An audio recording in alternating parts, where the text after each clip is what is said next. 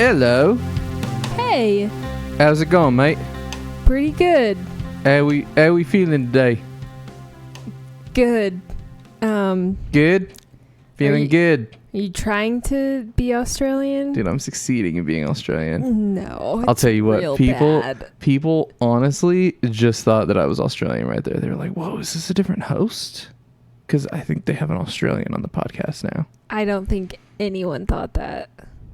I guarantee you somebody did. No, I think they were like, oh, that's a bad Australian accent. Why is he talking like that? I think that people are kinder than you give them credit for. Just because you're mean to me doesn't mean that everybody is. Just saying, it didn't sound that Australian to me, but very Australian. Good try. You've never even been to Australia. You wouldn't know. So? Yeah, that's what I thought. Doesn't mean I don't know what an Australian accent sounds like. Seems like it does. In any case, we were just going over some of our analytics. And dude, we have more listeners in Australia than we do in Canada. Wow. It's crazy. If you're an Australian and you listen to the podcast, please write in contact@wewatchpodcast.com. Send us an email. We'd love to hear from you. Yeah, thank you. That's Most pretty cool. specifically, I'm actually really curious how you heard about us, because we do mostly just like word of mouth, I think. Yeah. In that we don't pay for advertising on social media. Well, and that must have been recently, right? We haven't always had listeners in Australia. No, we haven't always. It seems like it's kicked up fairly recently. Thanks, guys. So we appreciate it. That feels really good. Yeah. Tell your friends. Tell your mom.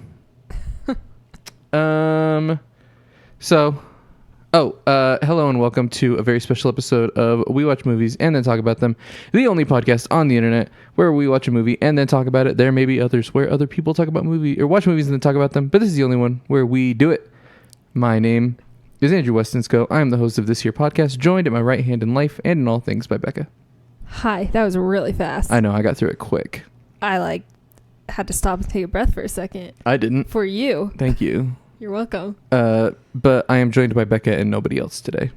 Yeah, the reason this episode is special is because Sid ditched us again. So we have to say it's special because it can't be a regular episode. Sid's not here. Can't do it. She's like, hey guys, I am going to go run a marathon.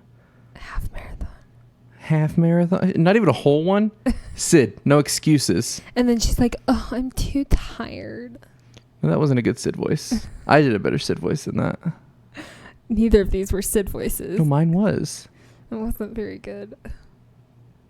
I just want the world to know. She doesn't have that high of a voice. I know. I gotta bring it down a little bit. I just want the world to know how much I love Timothée Chalamet, and he's my everything. So I'm going to dedicate my half marathon to him. I'm going to dedicate my half marathon to Timothée Chalamet, and hopefully he'll see me and take me to Hollywood. And that is not a joke. That is completely real and happened. Oh my gosh. You guys just thought that Sid was on the podcast. It's crazy. You guys didn't know that I was a master of accents, huh? I hope she listens to this and knows that we're making fun of her.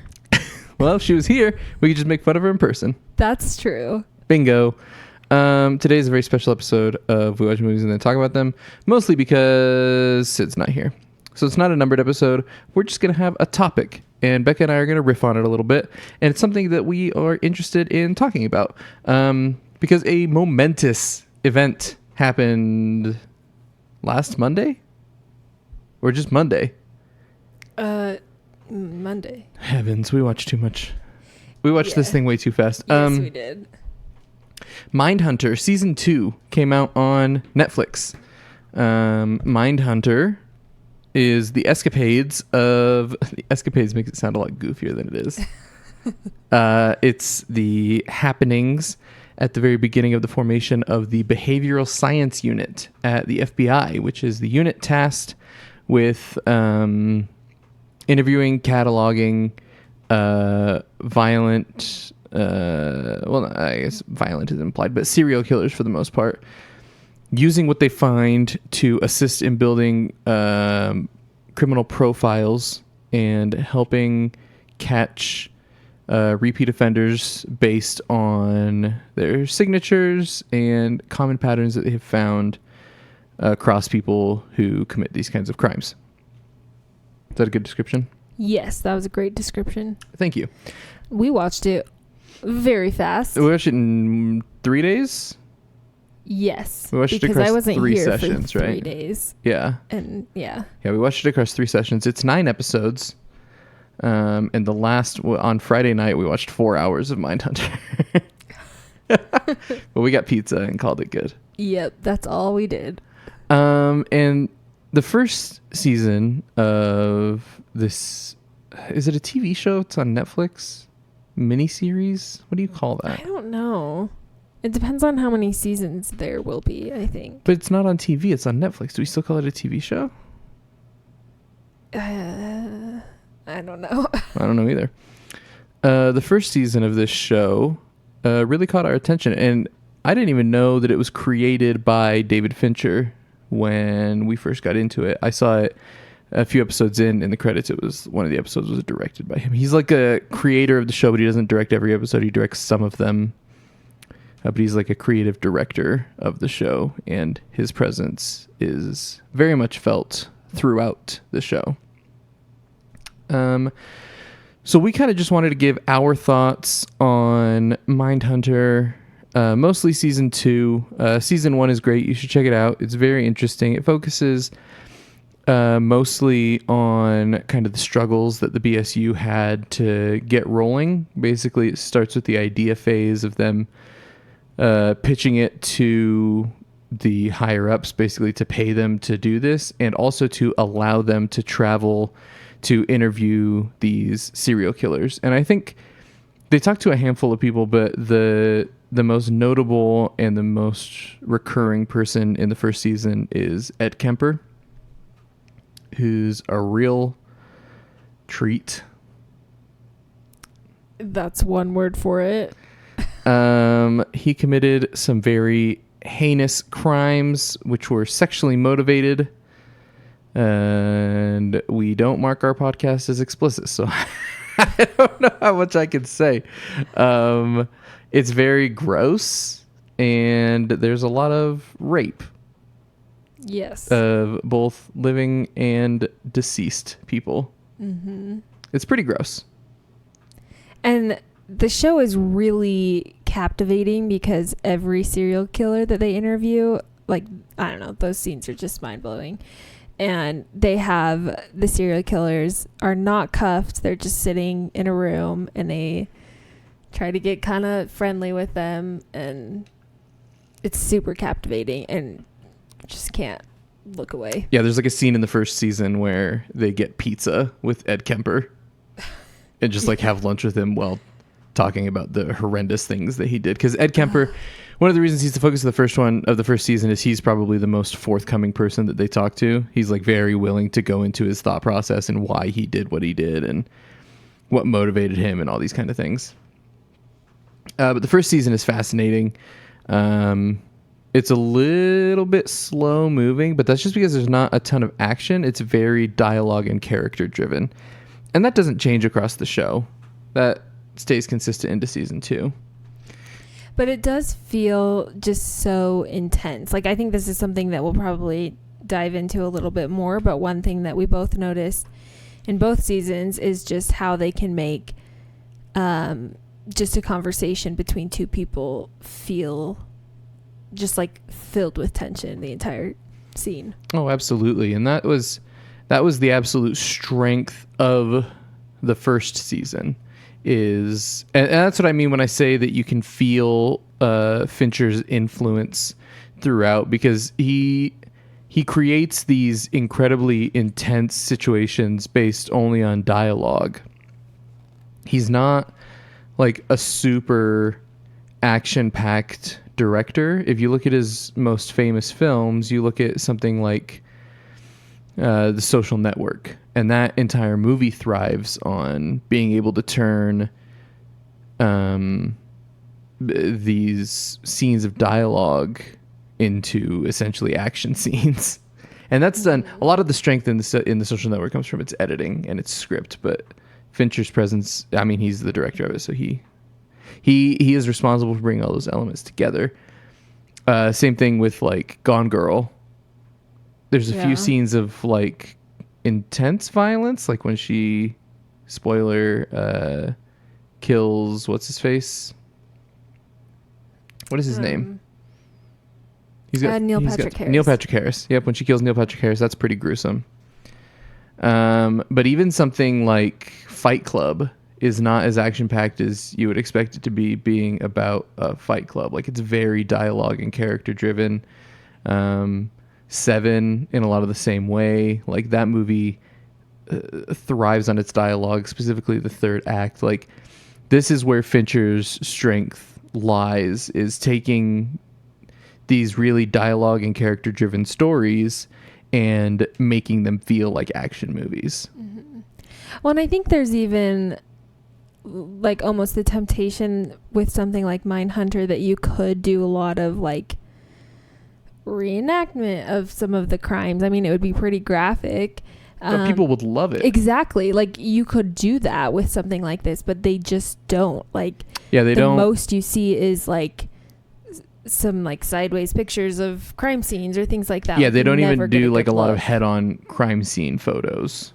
And I love that about the show, that like you still get all that tension, you still get all like anything that you would want from an action movie or even a movie about a serial killer, but you don't get all the graphic.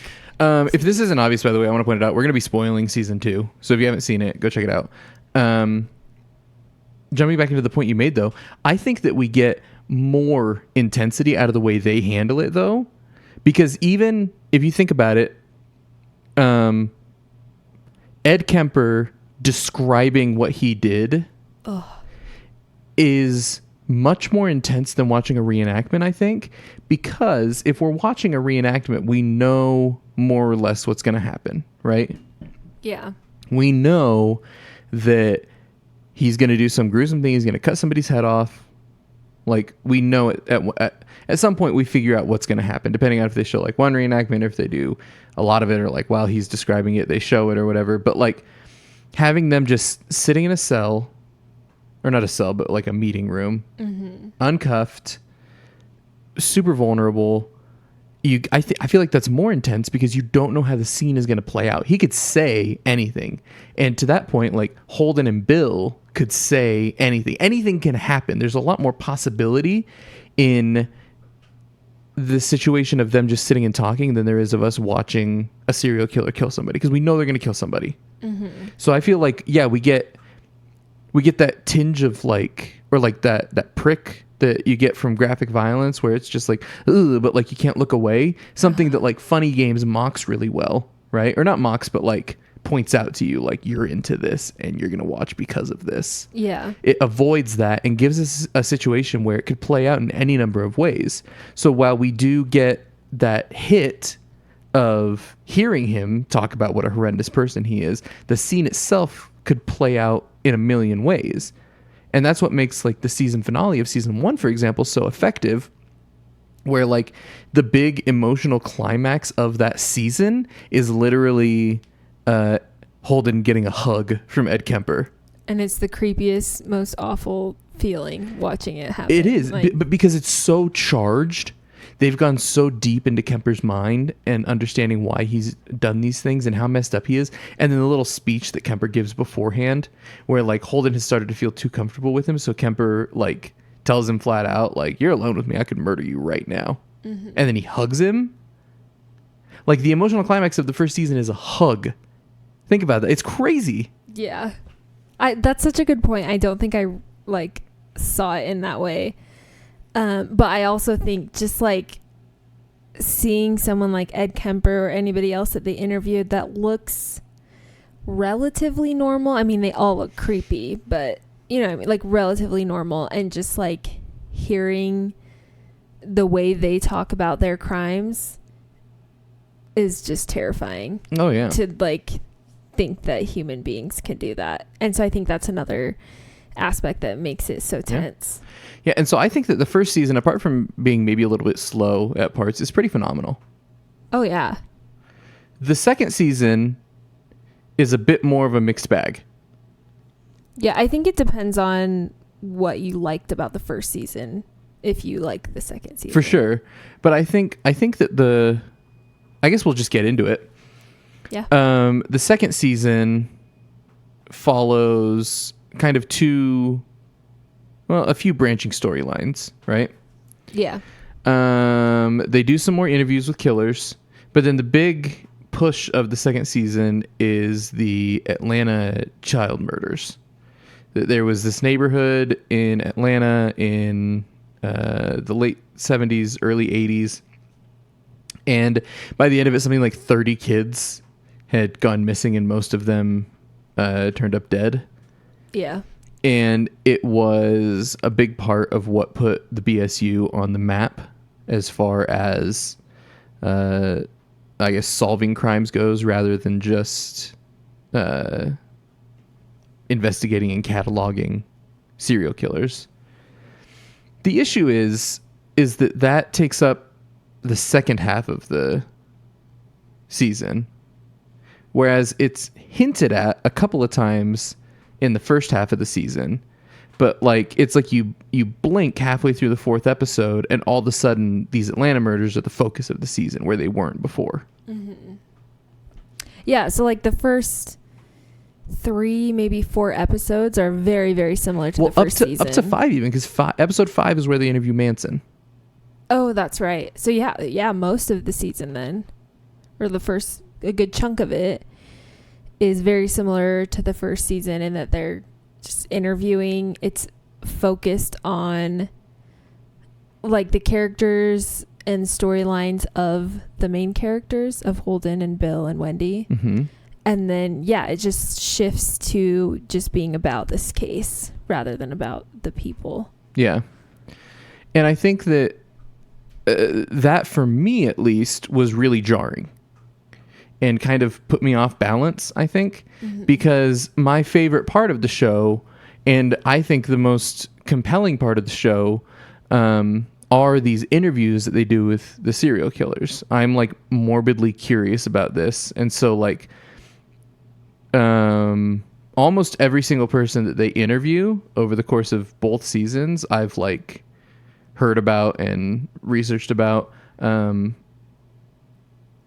I mean, I don't know if I need to plug it because it's like the most popular podcast in the country right now, but Last Podcast on the Left, they do like really, really detailed breakdowns of these serial killers' lives leading up to their crimes and the crimes themselves and then what comes out of it. So like a lot of these guys like Ed Kemper had been, I was familiar with them because of that podcast.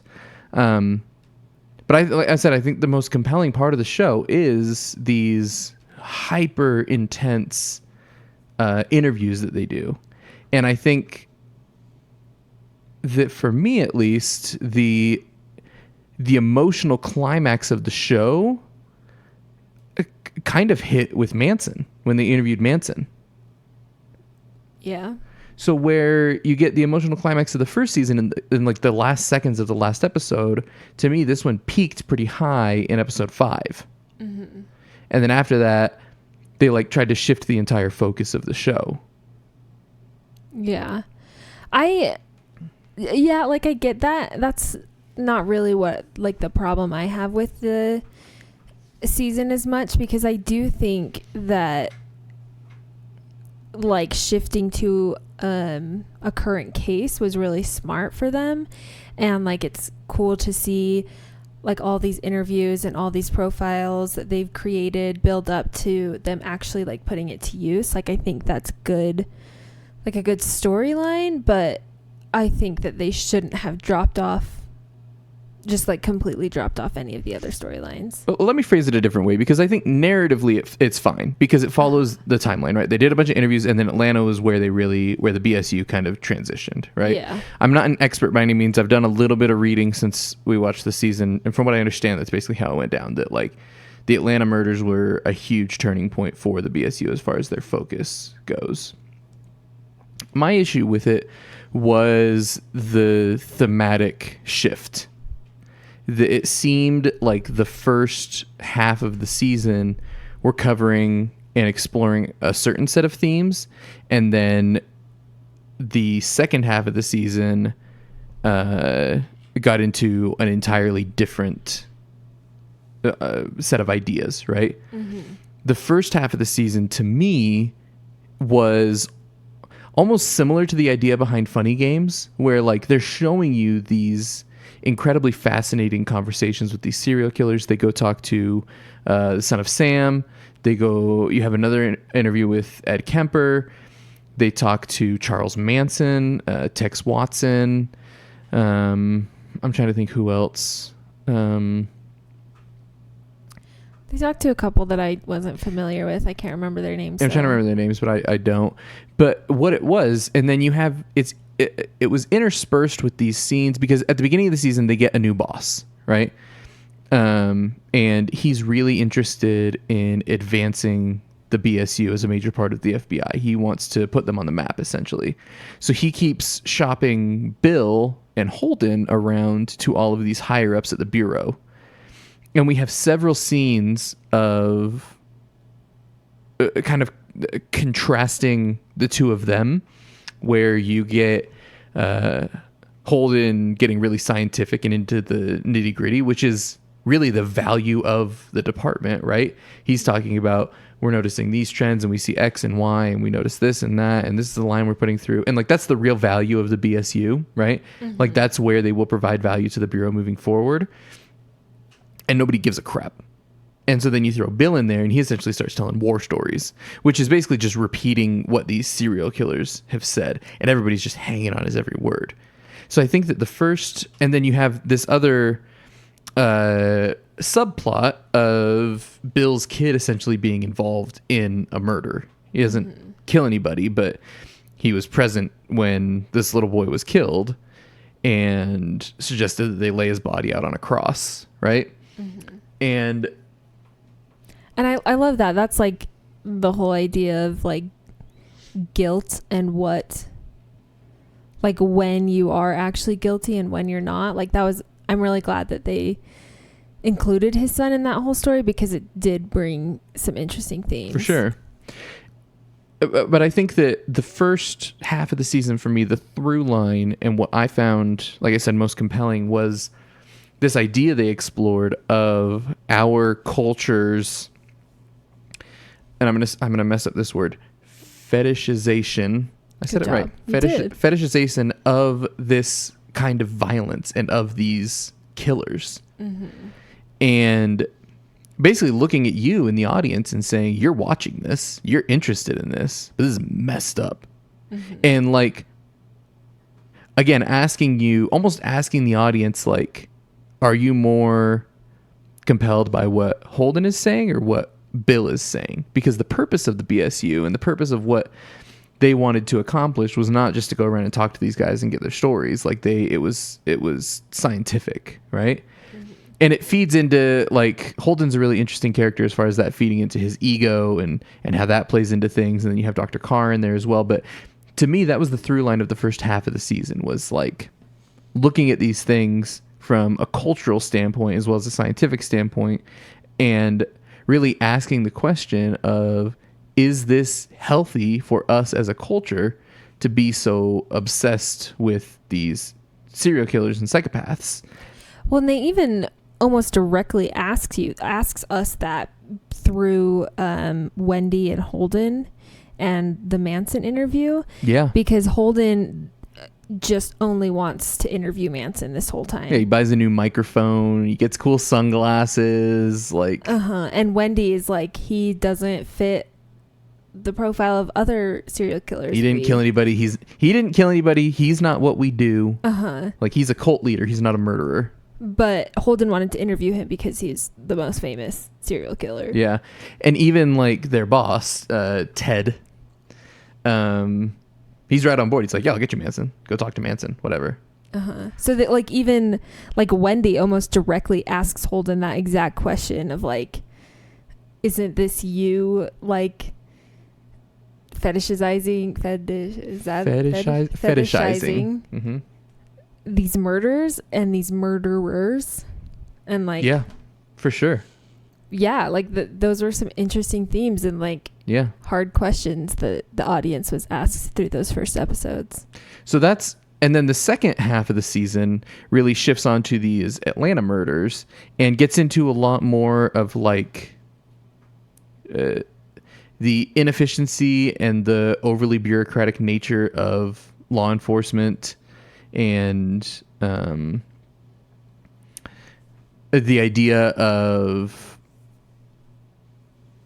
like it gets into this really interesting kind of back and forth between Holden and Bill and the sheriff, or not the sheriff, who's the guy? He's just another FBI agent. No, not Jim, the old white guy.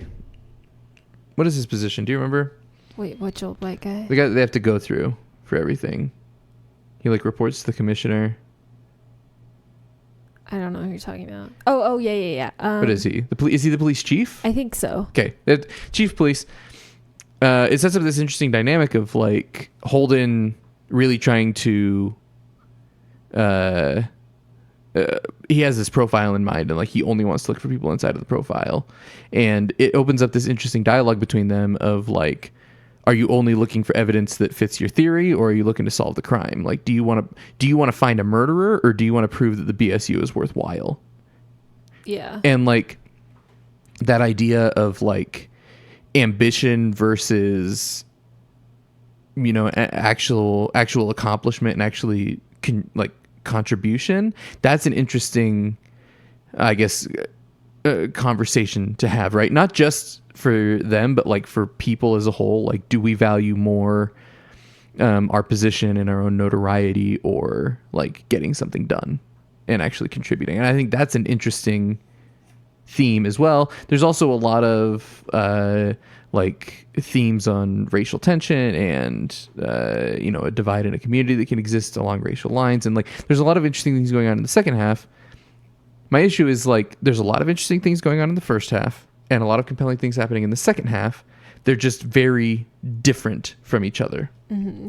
And all of the things that happen in the first half just get completely forgotten, not resolved very well, and just like left. Yeah, so it's like like I said, the most compelling parts of the first half of the show end up coming off like fan service.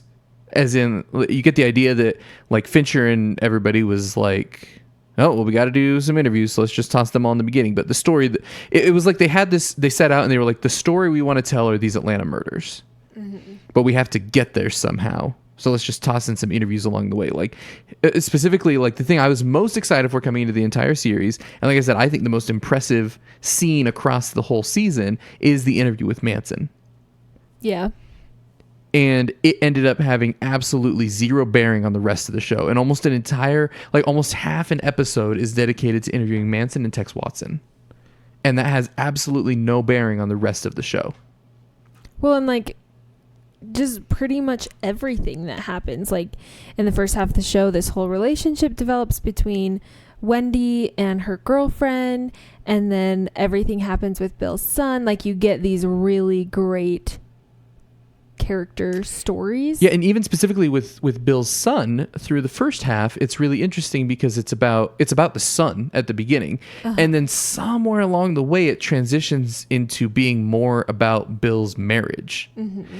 And again, there's another like interesting conversation to be had there of like somebody with this kind of a job having a family, and like, does that affect your family? And like, as I'm saying, like that's an interesting conversation. And like, well, and it paralleled really well with what was actually happening in the interviews and the things that they were talking about. But then all of a sudden it becomes about the disintegration of Bill's marriage rather than about his son. Uh-huh. And his son just becomes a set piece, essentially. And even I was really excited. There's a really emotional and really great scene. And I'm not saying that like they just need to give us, you know, any sort of catharsis. Like we get what we get. But like where you are dramatizing a lot of events, like you're taking historical things and dramatizing them very heavily. So you end up with this really emotional scene between Bill and his kid at the ice cream parlor. Oh yeah.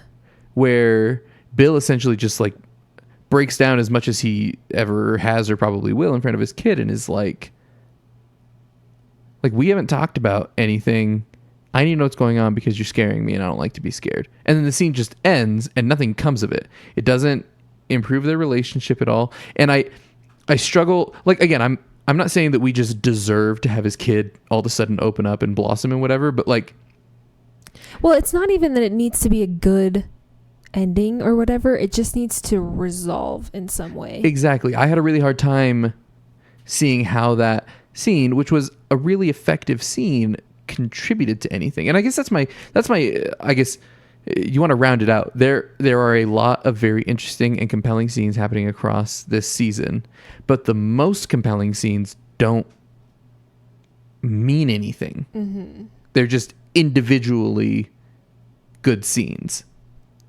Yeah. And even like you have this whole through line of like, or not a through line, you have this thing at the beginning, like really it's only like the first 2 episodes where Holden has apparently developed anxiety. And that ends up getting tossed out the window. We find out that Wendy is gay and she has this relationship and they're really good for each other and they've got these again really compelling scenes, great conversations, and then it just ends over something small and stupid. Well, yeah, it's like Wendy does so her girlfriend has a kid, right? And the girlfriend forgets that she has the kid one weekend, so the dad shows up and they're having a conversation, and Kay, the girlfriend, says that she's going to introduce the kid to a friend, and the dad gives her a really hard time and is like, well, is this somebody important? And Kay is like, no, it's nothing. And like Wendy all of a sudden becomes a sitcom character where she can't appreciate any sort of nuance. Well, and like if you're in a relationship that's like far enough along that you're considering moving in together, a small comment like that isn't going to just disrupt and destroy the entire relationship. And like I get where Wendy was coming from, because I think that the relationship probably wasn't as healthy as we gave it credit for, because at the end when they break up, Wendy goes on about this whole speech that like, you're not this enlightened being, you're not who you think you are, you're not free, you're just like the rest of us. And it was like Wendy had put Kay up on this pedestal of like free living and free thinking, and then when she realized that there were situations where she needed to alter her behavior, that for some reason that just like ruined Kay in Wendy's eyes, which is totally unfair. And like I feel like a really immature reaction for somebody who is as intelligent and emotionally self-aware as Wendy is. Well, and she's supposed to know things about the way people behave. Like she's a psychologist. Like she understands, or she's supposed to understand better than most people how people think. It's just she just ends up acting really weird, and it comes off really out of character. And then she as a character just kind of gets tossed out the window for like the last 3 episodes. Yeah, like I think she's in the like maybe 5 minutes total for the last 3 episodes. And it's literally just her breakup. Yeah. So I guess my problem comes from the first season was so tight and focused, and this one it just was pulling on so many different threads, but it didn't pull on any of them to any sort of satisfying conclusion. Mm-hmm. So we ended the season, both of us feeling unsatisfied.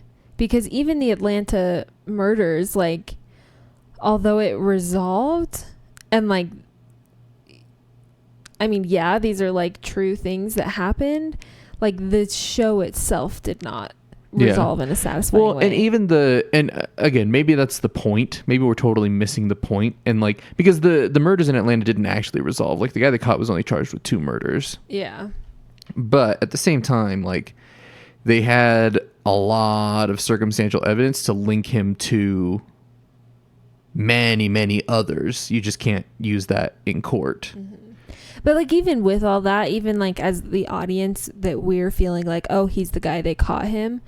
Like it just ended and I was just left feeling like okay, so what? Like, and this is what I'm saying. Maybe that was the point. I'm not saying that that's like a good point, but I'm saying maybe that's the point, that like the investigation ended in a not satisfying way. So maybe maybe Fincher wanted to like push that on us and be like, you don't always get your ending. This is a complicated situation kind of a thing. I don't know.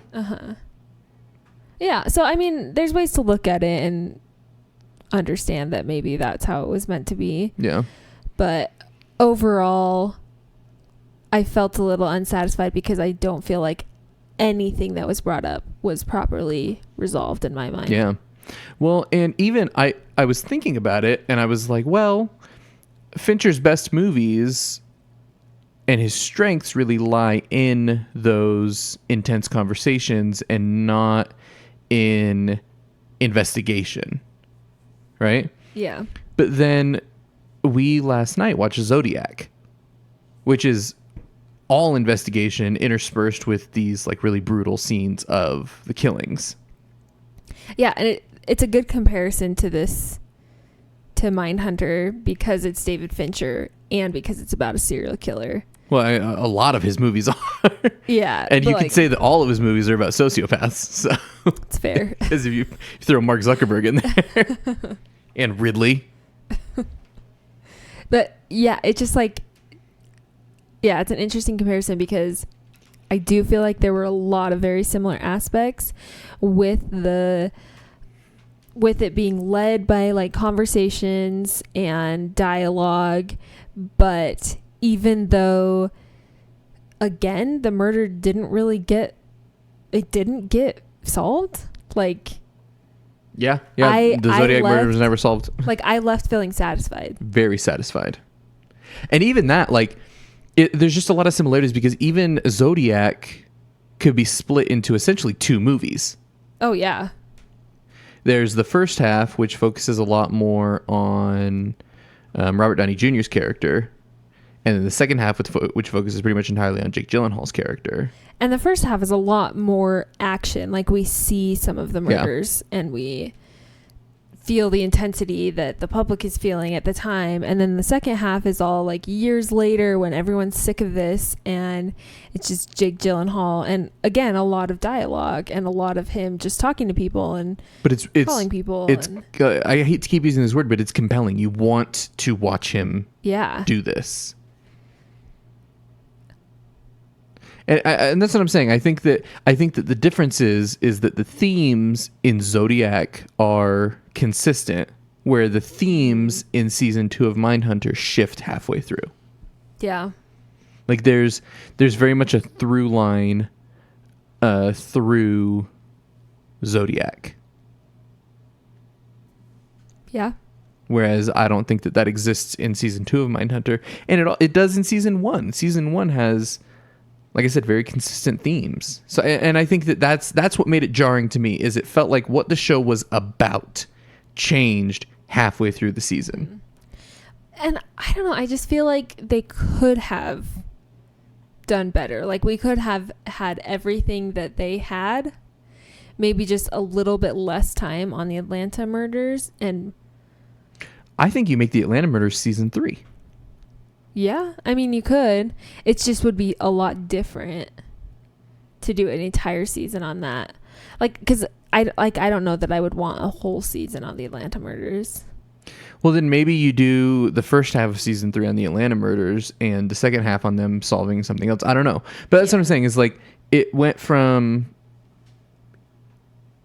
like research to investigation, which sound like similar things, but they're not. Well, and I was even fine with that change in the story. Like we said earlier, like the narrative flows, it works, but they just left everything hanging. And I think they could have done a better job of bringing the narrative of the first half into the second half. Absolutely. And the second half into the first half. Like, they could have meshed that better. Yeah. Those are my thoughts. I don't know if I have anything else to say about it.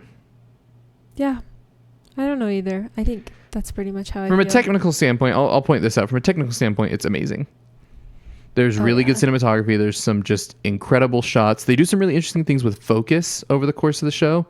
I didn't I'm trying to decide if I really liked what they did with focus. It was a little weird, but they did it a lot with Bill and his wife, and I think that was to indicate the divide between them kind of growing, where like one of them would be in focus, one of them would be out of focus, but they'd be having a conversation. And they did that a lot with Wendy and her girlfriend too. Yeah. I thought it was interesting. Yeah, it was interesting, but when it was like there's one scene specifically I can remember of Wendy and Kay sitting in the car together, and you can see like it's like up close shot of both of their faces, and the focus kept changing, and it just was like a little bit like distracting. disorienting. Yeah. And okay.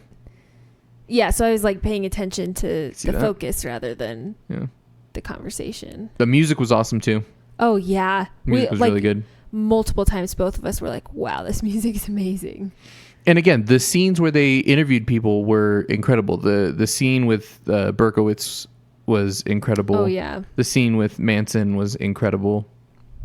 The scene with Tex Watson was fantastic. And I also wanted to see more of Wendy and Greg. Greg sucks. I mean, I don't care that much about Greg, but like I wanted to see Wendy be able to take over more, or like someone else, because that's pretty much what happens, right? Is other people are going to start taking over the interviews. Yeah, but not Wendy. I don't think. No, I don't think so. But like I wanted to see more of that transition, maybe. I don't know. I'm not sure exactly what I want, but it was almost there. It just didn't quite give me what I wanted. Okay. Out of the show. Let's be clear.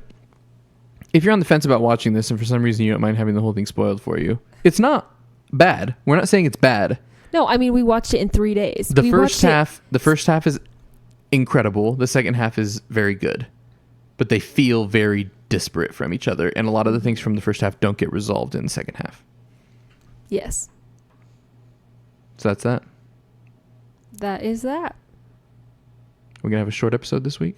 I guess so. We'll see if people like us reviewing TV shows. Yeah, if you want to hear us talk more about TV shows, we're definitely going to be doing for 31 Days of October. We're going to take a week and do The Haunting at Hill House.